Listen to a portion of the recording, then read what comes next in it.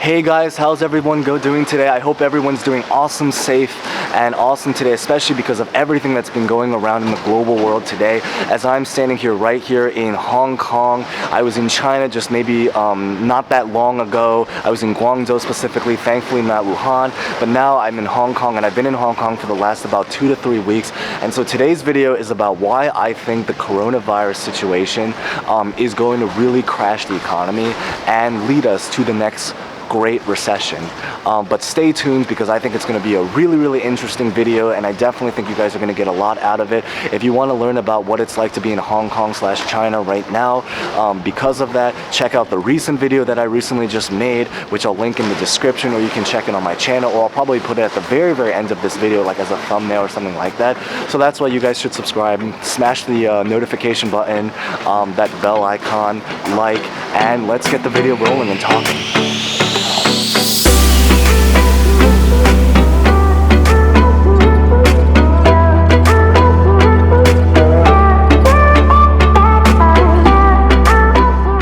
I think the previous video is a little bit more relatable to a lot of people, only because it talks about what it's like with the coronavirus situation as a whole, and I know not everyone's interested in economics, but I do think that it is a very relatable thing if you can watch it all the way through, and I'll explain why, and I think you guys will all have something to get out of it. You know, think about tourism, think about all of the products that you guys use. I can bet you right now that something that you're wearing, unless you're wearing nothing and you're watching this in your underwear, which I don't believe, but I bet you something that you guys are wearing or will probably wear sometime this week, maybe even this laptop, something you guys, I can bet you that this was something that you own was made in China.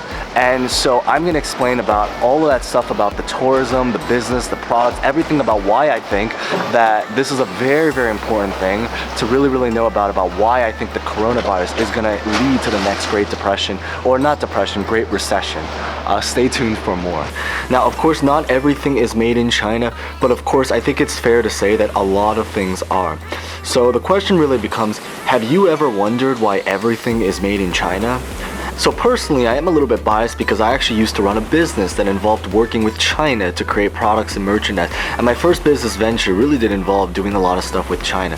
But the reason that so much is made in China is really just because of market power, the huge population, all of the factories that you see in China. And I think most of all really is just the cheap cost of goods and labor, about how cheap it really does cost to be able to create stuff in China, certainly compared to a lot of other countries where it's significantly more expensive.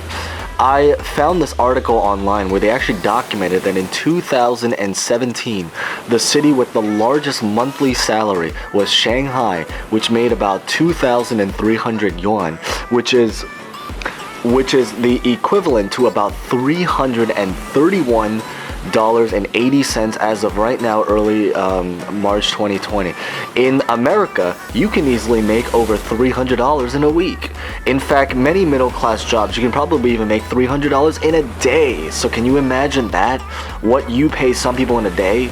Literally, to do this in China, in the most expensive city in Shanghai, you can pay a worker that same price in a whole month. And it's kind of like the rule of supply-demand. You know, when you have lots of supply and a decent demand, you think in abundance, so the cost of everything drops. And I think probably the very quick way to just give a quick example of what I mean by that is, if you had 10 people and 100 M&Ms, right?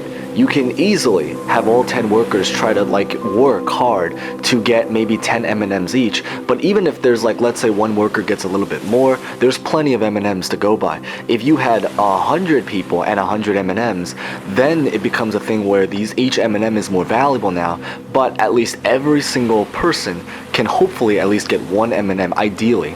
But if you had 1,000 people and 100 M&Ms, everyone's going to be fighting for every last M&M, so people aren't going to get a very large share of the M&Ms. So this kind of relates to, because China has so many people, just like when you have so many people that want M&Ms, but there's only so much M&Ms and similarly so much money to go around, so that's why everything has to become super cheap. It's really just a supply and demand kind of thing. Exactly why a lot of NBA players are multimillionaires, because there are just not that many people that can do what they do. The current population in China is about 1.4 billion people that live in that country, and that's almost 20% of the global population. I found this taken officially from the USTR that in 2018, US imported about $557.9 billion, more money than what Jeff Bezos even owns. $557.9 billion were imported in the US from China. So the question really becomes, what do you think is going to happen when businesses shut down, countries are locking down and stopping people from China from entering? Even in China themselves, schools have been closing, businesses have been closing, even if temporarily because of the virus. People are afraid to go out in public.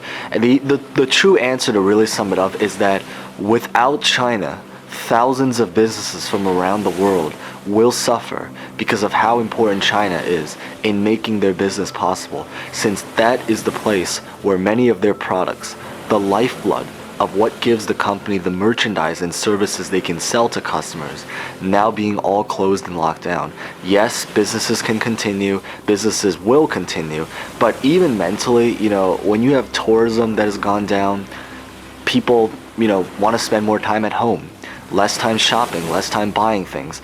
The more people hold on to their money and not spend it, the less economic movement we're going to have. Just think about how many businesses are being impacted by the coronavirus right now.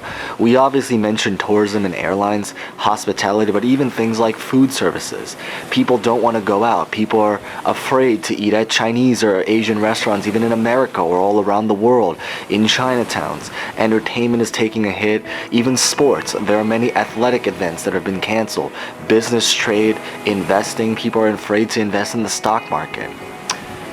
Basically, to really recap, because of the coronavirus, Disneyland has shut down, movies have delayed premiering, events are in danger or have already been canceled, tourism has fallen, airlines have been canceled, businesses have closed, even if temporarily, and trade is going on, but certainly with many, many more barriers and obstacles to now have to deal with. When companies need to buy merchandise from China, it's going to be impacted. Hey guys, so I'm back inside now, and so yeah, I'll definitely admit, yes, there actually have been some jobs that have actually been created, interestingly enough, especially in the medical industry. But at the end of the day, there's no doubt about it that, many people have been laid off from their jobs. I mean, just purely off of the logic that, so many cities in China have been locked down. But even outside of China, when businesses decline, things go down, there's less need for workers to basically do stuff since it's less busy. And on top of that, there's going to be many people that will go to work anyway because they have to go to work in order to make ends meet. But if they do end up getting sick because of that reason, also because of how expensive healthcare is, especially in America, they're going to come to work if they're potentially sick and get even more people sick, spreading the virus even greater now. But to really sum it up, the reason why the coronavirus will really, really bring down the economy in 2020 is just because of how much global impact it will have to the world of entertainment and business. When you have a case where nobody wants to travel, that means that airlines, tourism, and hospitality, those industries will go down. When people stay at home, stores will be quiet. Normal entertainment and events that normally are known to bring in millions and millions of people are now being canceled, meaning less profits and less money are going to be made there. And on top of that, foreign countries are going to now develop, or have already developed, so much tension with China, locking them down when, the key important, we don't blame them, because it is understandable why they have to create those lockdowns and quarantines with a lot of people in China. But at the end of the day, there's no denying it that China is one of the most important countries in terms of keeping businesses running, just because of how many things are made there and how many other companies, even outside of China, rely on China in order to manufacture their goods or do business with them. And then even outside of China, a lot of the people in Asian communities, which I haven't really fully mentioned yet, are actually facing discrimination right now. So if you're going to discriminate against, as we already mentioned, in China alone, they make up about almost 20% of the population, and that doesn't even include the Asians outside of China.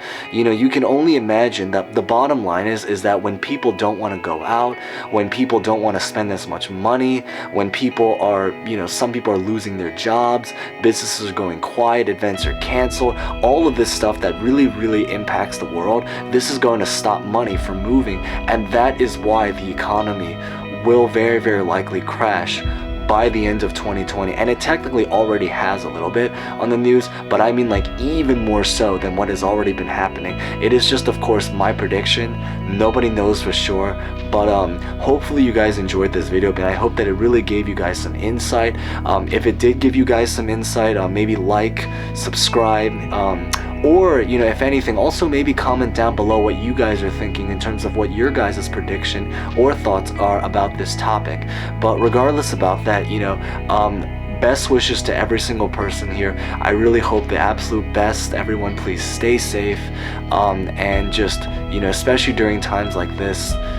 Thank you guys so much for watching, and hopefully until next time. I'm hoping to think about maybe making a video on all of the ways that the coronavirus will impact the future, not necessarily out like in the world of economics like this video, but just in areas outside of economics. So if that is something of potential interest, or just something in general, just let me know, and thank you guys so much. Until next time.